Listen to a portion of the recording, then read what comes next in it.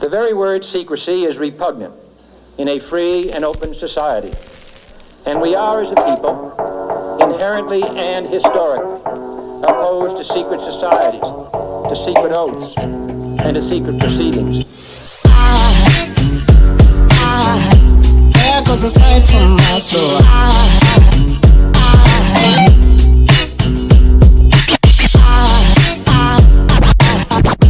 There goes a sight, there goes a sight. Now there goes a sight from my soul. There goes a sight from my soul.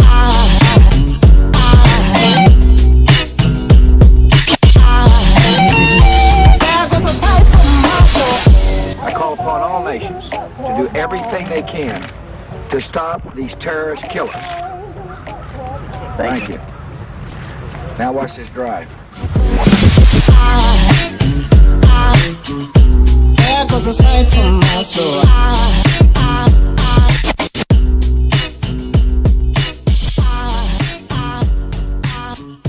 There goes a sight, there goes a sight.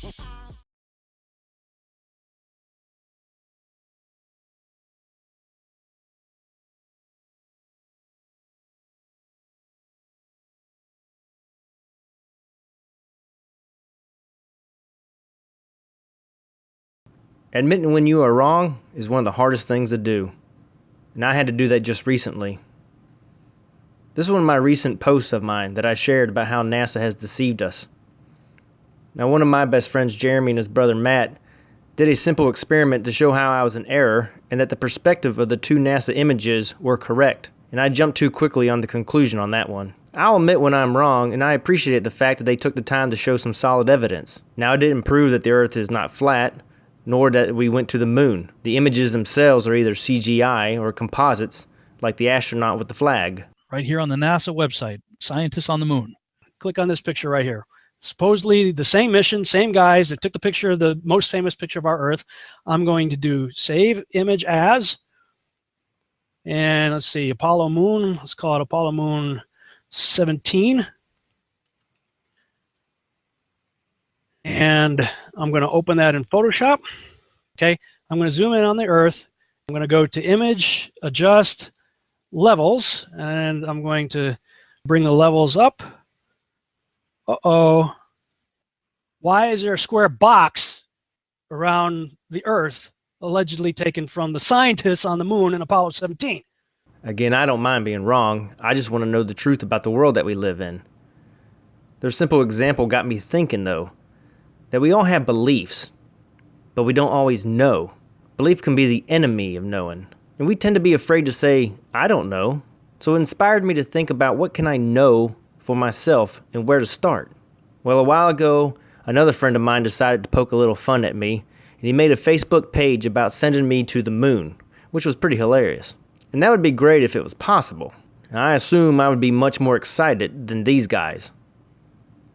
And if I was Michael Collins, flying circles around the moon, I would have remembered some very life-changing things. When you looked up at the sky, could you actually see the stars and the solar corona in spite of the glare?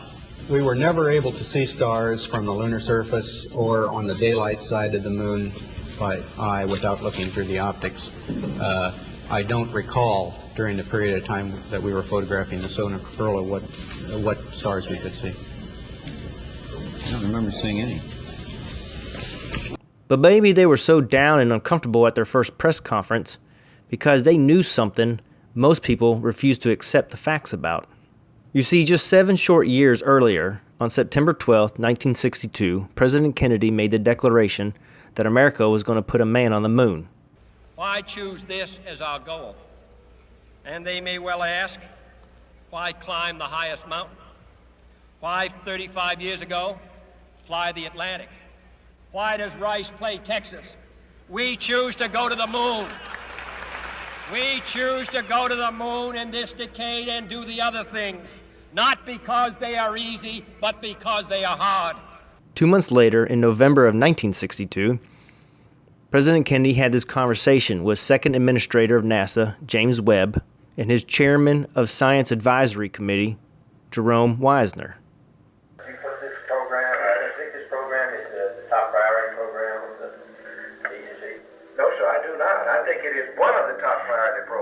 think it's very important to recognize here that as you have found what you could do with the rocket, as you found how you could get out beyond the Earth's atmosphere and into space and make measurements, several scientific disciplines that are very powerful have begun to converge on this area. Jim, I think it is the top priority. I think we ought to have that very clear.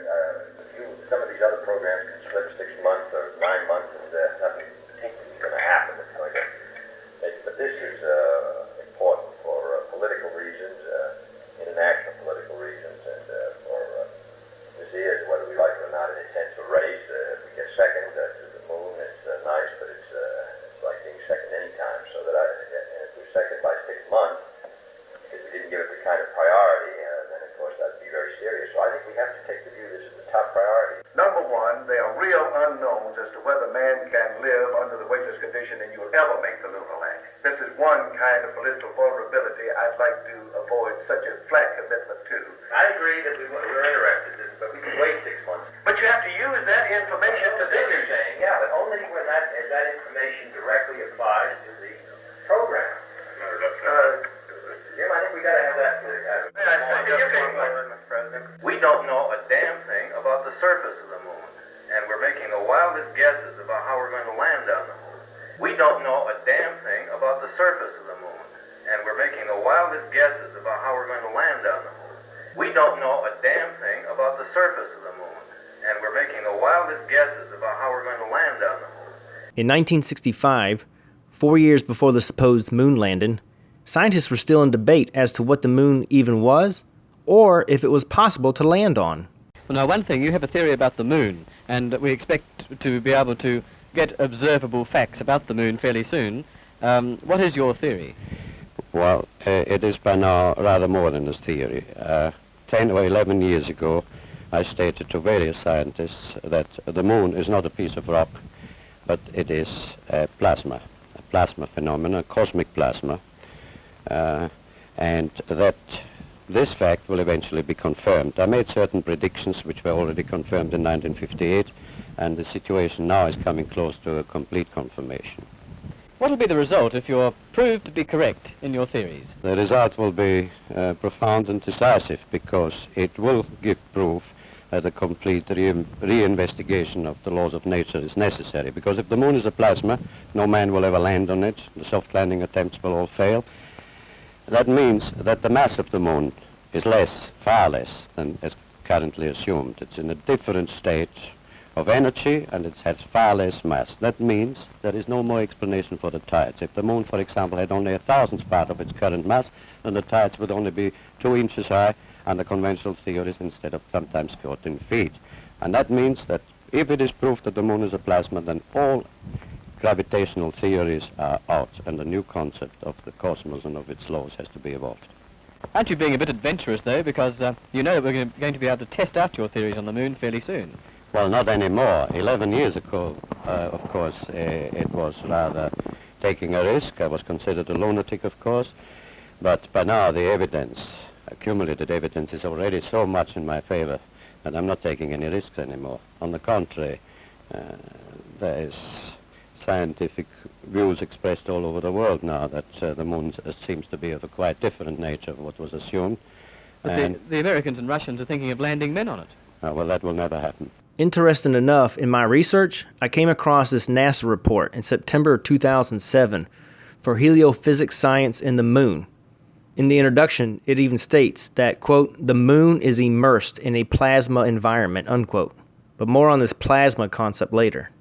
On January 22nd, 1967, 2 years away from the moon landing, outspoken astronaut and American hero Gus Grissom gave an unauthorized press conference in which he told reporters that the United States was at least a decade away from even thinking about a lunar mission.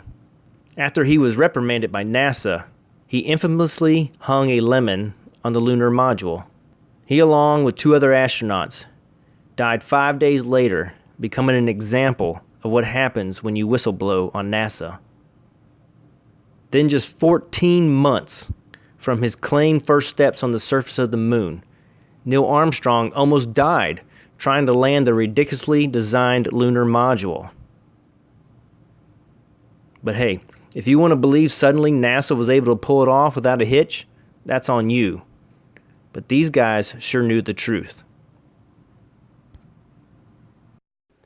So since we never have and never will make it to the moon, I'm left doing with my experiments down here on Earth. And just like the Earth is a ball story, we've been told since kindergarten that the moon is a dusty old rock and it reflects the sunlight back down to Earth. You know that light that during a full moon especially is so bright that you can literally read a book by it? Well, one interesting thing about that is something called the inverse square law of light. This law basically describes the intensity of light regarding the distance in relation to the source. So obviously, the closer you get to the source, the intensity increases, and vice versa. So the fact that according to NASA, that dusty rock that is over 238,000 miles away is able to reflect the sun's light with such brightness you could read from it, it would mean that the photographs we were told that were from the moon that looked like this should have looked like this.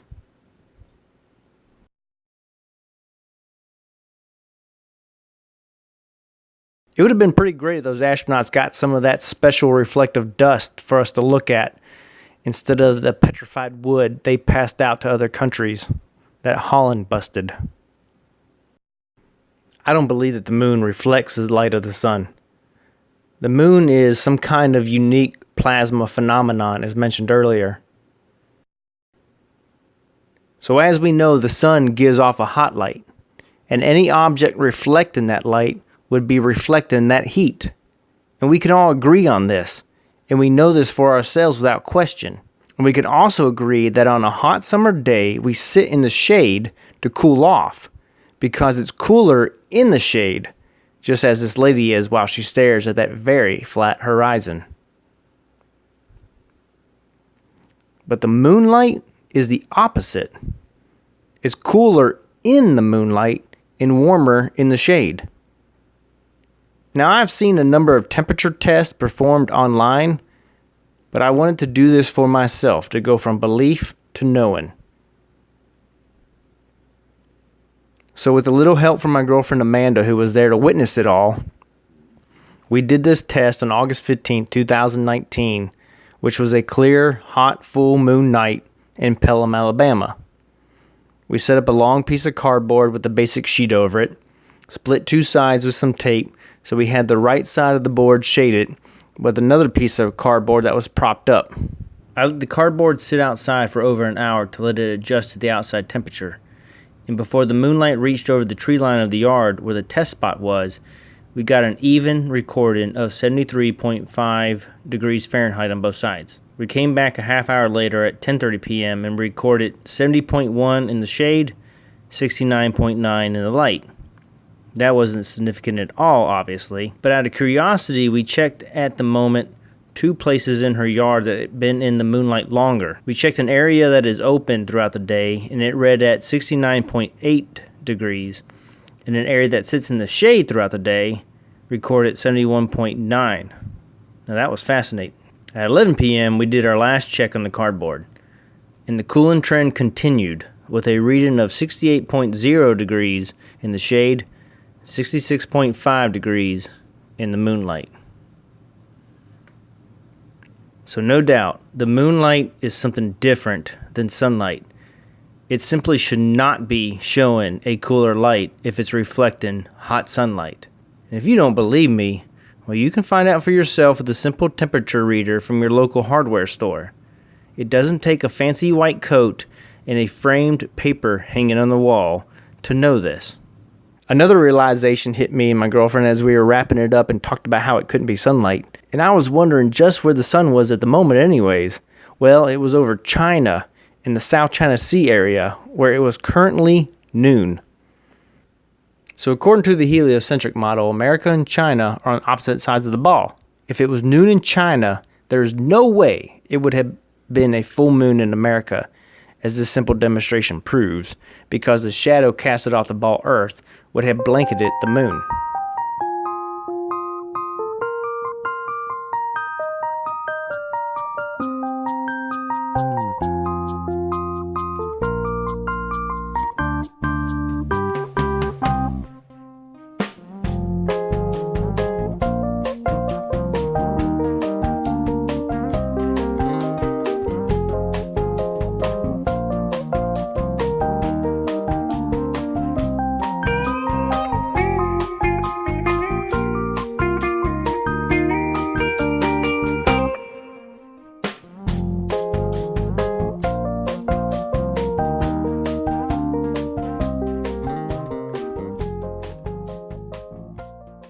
For it to even be possible, the bottom of the moon would have to be located way above the North Pole of the ball Earth to get completely above the Earth's shadow that spreads out wider than the diameter of the Earth as it goes into space.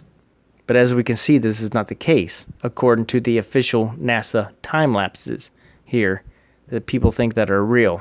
But just a side note, these images are fake for a number of reasons quickly, such as the lack of bright light off the supposedly highly reflective dusty rock, and also the graphic designers didn't take time to make the clouds ever change. So it appears that we've been lied to about the true nature of the moon, as easily demonstrated by these experiments that you could do yourself. The moon is a unique object that definitely gives off its own light, just as the Bible describes. Evolutionary scientism has lied to us about our creation because they do not want to acknowledge there truly is a creator. I hope you guys enjoyed that video, and I hope that it's gotten you to start to think that maybe some of the stuff that we've been taught about the world that we live in isn't necessarily true.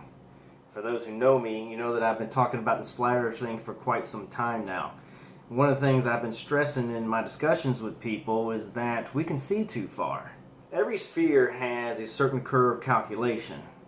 And the earth that we live on, that's supposed to be a ball that's 24,901 miles in circumference, well, that curve breaks down to 8 inches per mile squared. Now this is something that's indisputable. That's just the way it would work out in measurement if it was true. Well, I don't believe that it is, and I've seen a lot of tests that shows that we can see too far. But like I was talking in the beginning, going from belief to knowing. Well, to be able to do that, there is a certain camera out there that has an extremely strong zoom on it, 125 times. It's a Nikon P1000.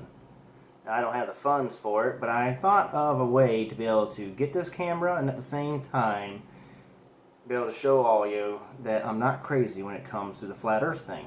So my best friend that I talked about in the beginning, Jeremy, who did that simple test with his brother that showed I was wrong about something, said that he's willing to come and do this line of sight test with me because he is definitely waiting for me to put this whole flat earth thing to rest. And he's going to be there to do the test with me, so there isn't any funny business going on, or I'm not doing any video manipulation, and that we do this thing correctly. So I found a location on Gunnersville Lake between a restaurant and the target will be this power line.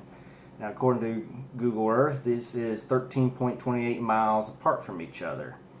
And the tower is over 180 feet tall. Now, with those calculations, that means if the camera is sitting at 5 feet above the water, that the tower should be 70 feet below the curve. So, in a nutshell, if the Earth is curved, it will look like this. If the Earth is flat, then we will see this. So how does this contest work? Well, I'm setting up a GoFundMe to be able to raise funds for this camera and a nice little 16-piece package to go along with it. The description of things in the package will be down below. And what I thought would be a fun thing to do was anybody who donates $20 or more to the funds will get their name thrown into the hat to be able to win this camera. And how do you win it? Well, if it proves curvature, well then whoever got their name drawn will win the camera. And if it proves flat, well then I had all you haters buy me a really nice camera. But I can't lose actually, because if it proves curvature, well then I'll go down as the first human in history to ever actually prove curvature without having to manipulate anything like NASA has. So the description for the stuff will be down below, including the link for the GoFundMe, which will also be on my Life with Fife the Show Facebook page. So if you're that sure that we live on a spinning water ball flying through space and the flat earth is stupid, well then put your money where your mouth is, and I'll put my reputation where my feet are on the shores of Gunnersville Lake. And I hope to see you guys there soon. Thanks for watching.